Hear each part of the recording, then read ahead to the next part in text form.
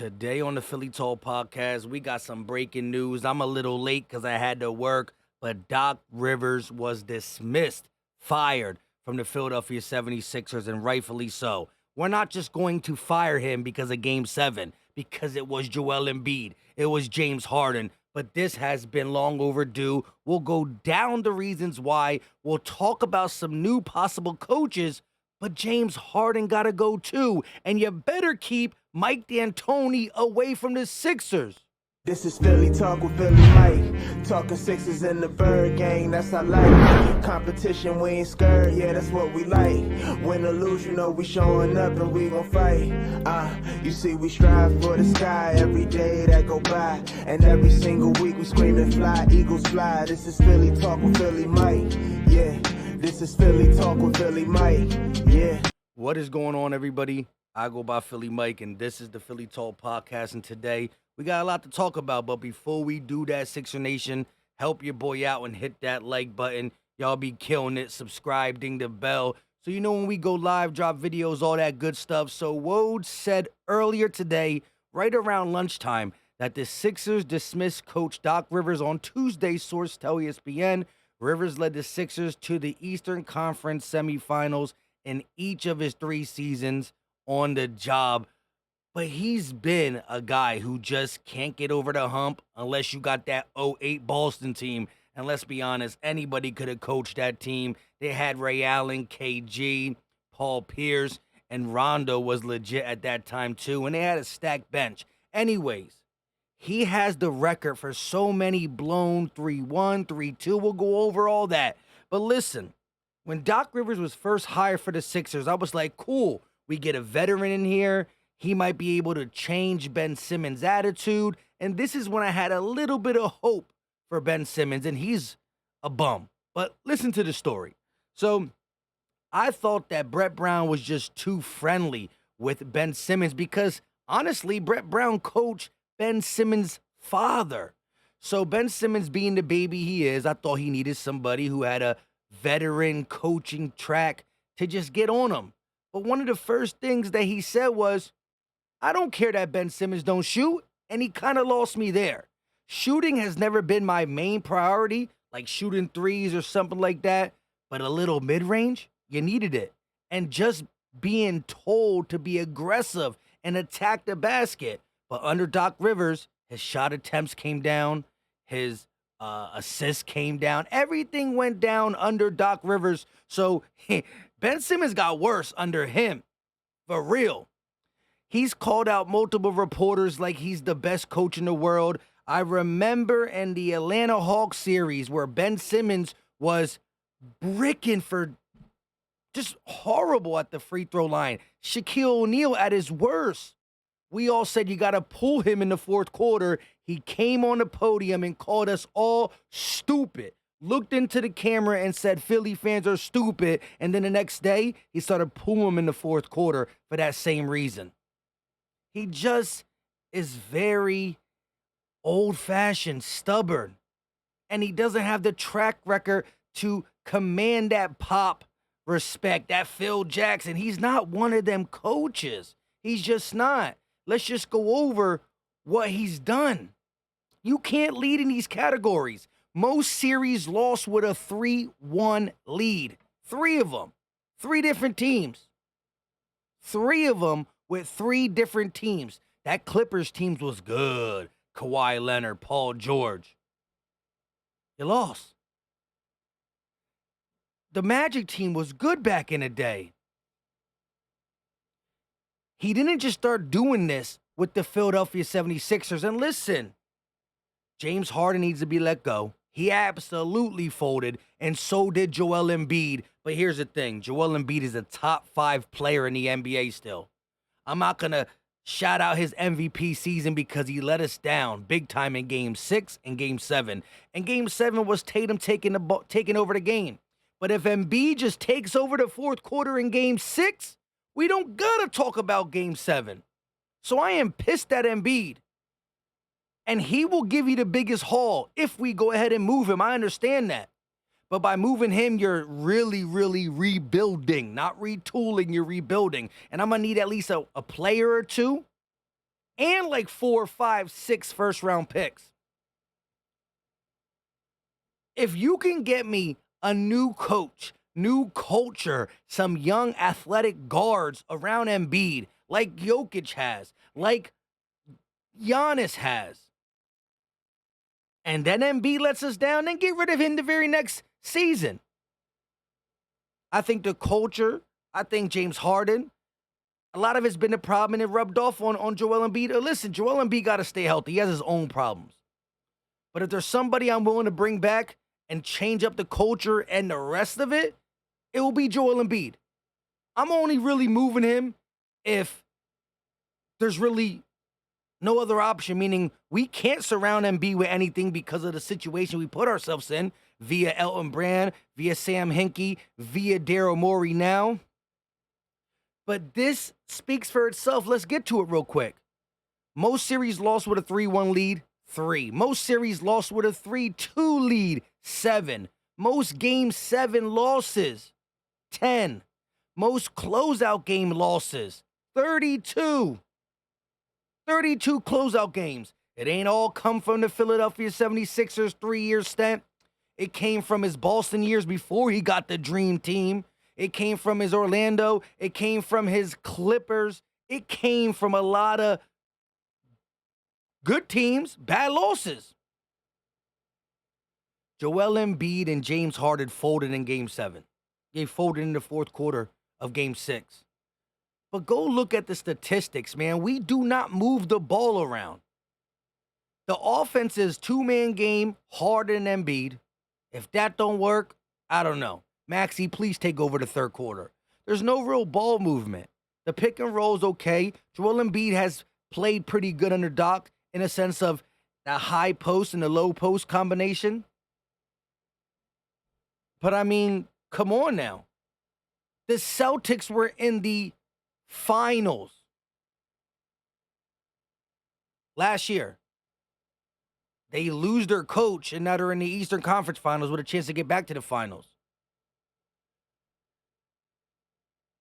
Players got to play. I totally understand that. And that's what I'm saying. I'm not blaming this loss fully on Doc Rivers. Tatum and them took 2 coaches past the second round. But there were times the Celtics looked different than last year because the ball movement wasn't as crisp.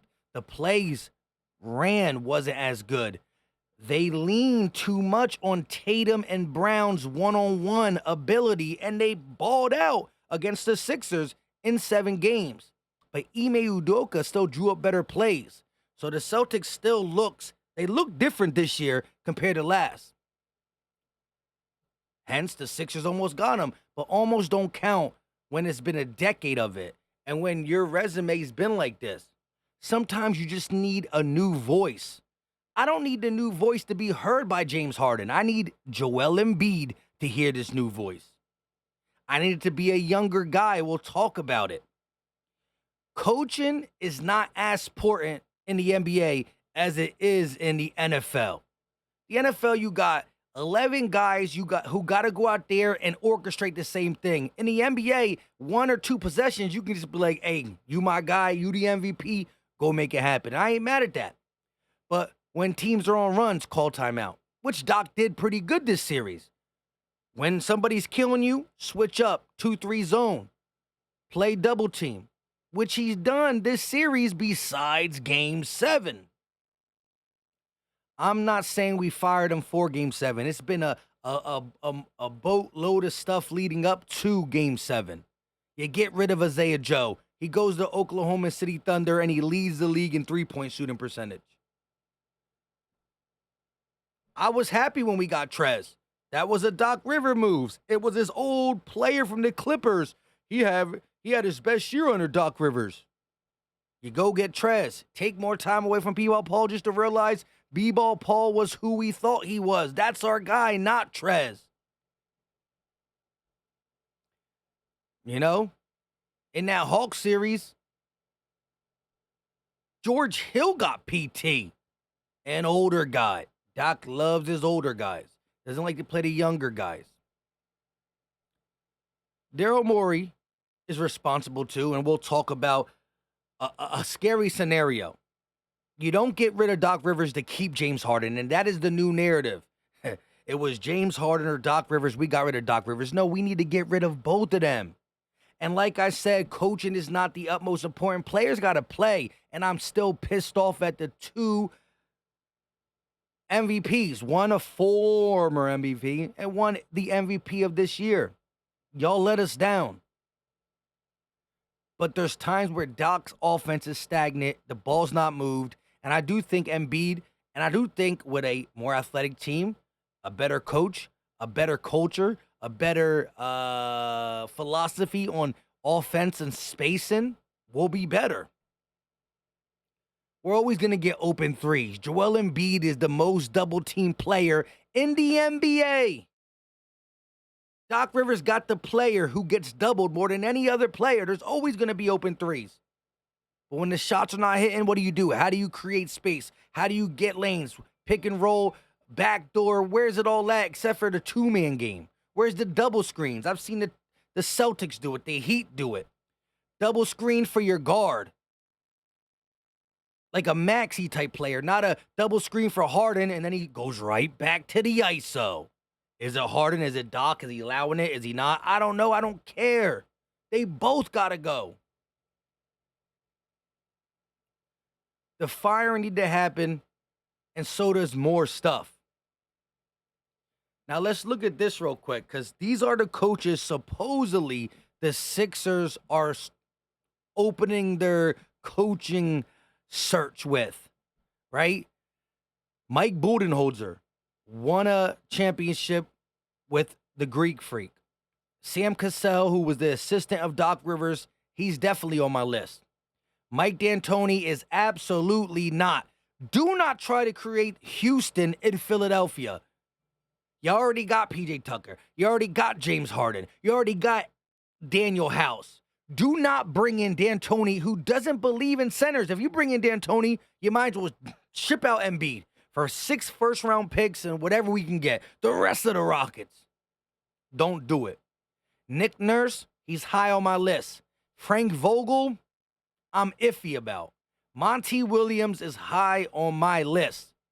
Right now, if I had to grade him, I'm going to go Monty Williams first. I would love to get Monty Williams as the head coach and keep Sam Cassell as the assistant, but it's kind of treating Sam Cassell a little wrong. Like, you were the assistant, you thought you were going to get the head coaching job, and now you're the assistant again. I don't know if he goes for it.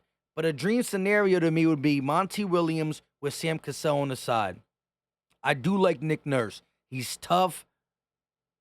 I don't know how much he fits the grit of Philly, but I think he'll get these guys' ears for sure. And I think he'll maximize Embiid because, you know, he's had the battles with Embiid, for sure. Frank Vogel, this guy stresses defense. He's a defensive coach. When the Lakers won, I know it was the bubble championship, but they were locked down defensively. Mike Budenholzer, I just know him as the guy who got the Bucks over the hump. I don't really know his philosophy and strategy, the ball movement and stuff like that. But again, you'd want to structure a team how the Bucks did. Giannis with some young athletic shooters. Ball handling guards. So anybody on this list I'm okay with besides D'Antoni, but I would have to go Monty Williams as my number 1, Sam Cassell 2, Nick Nurse 3, followed by a Vogel or Budenholzer. Maybe Budenholzer a little ahead, I'm not sure. But don't give me D'Antoni. Don't give me D'Antoni. Let me know your thoughts in the comment section. Drop the muscle emoji if you got nothing to say just for the, you know what I mean, GP. This had to be done. I'm not blaming him for number 7 or 6 game. But it had to be done. And if we have to move on for Joel Embiid, go ahead and do it. We have to change up as we have to. We can't go in the same way. No. You don't stop at firing the coach. Other things got to happen. You got to try to trade Tobias. And again, Tobias can do some things consistent. He can give you a 20-piece like he did in Game 7. But if you look at the contract, the money for how much he plays For the production, it's not there. He's getting paid to be a Chris Middleton. He's getting paid to be a Jamal Murray. He's getting paid to be a Robin to a Batman. He don't gotta be Batman, but he's paid to be a Robin. And he's not. Maxey sometimes does more. You know what I mean? That's the problem with Tobias. If Tobias was making 18 million, 17 million, you're okay with it because you can now change your roster up and still have him on the team. It's not about what he does, it's about what he does to how much cap space he's taking up. Change has got to be made. If you feel that we got to ship Joel Embiid out for 5 first-round picks and 2 players, hey, something got to be done. But to me, I would wait. I would try to exhaust all options. Coach, Harden, Tobias, a lot of stuff before I get rid of a top 5 player in the game who has come up small in big moments, but still is a beast and would make other players better. Because if you do get a Chris Middleton type player, a Jamal Murray type player, the amount of double teams that get thrown at Embiid is going to make that player much more better. We need Maxey to hit his prime like tomorrow. Maxey's going to be a dog in Philly, no ifs, ands, or buts about it. But is he going to be that consistent dog next year? He's still young. Let me know your thoughts in the comment section. Again, Giannis has a couple great guys who he can lean on. So does Jokic. Let me know your thoughts. I'm still mad at Embiid too. But I'm considering trading him. But he's still last on my list of trades. Drop your thoughts in the comment section. I'm going to keep rambling on about this. Until next time, y'all know what time it is. We out.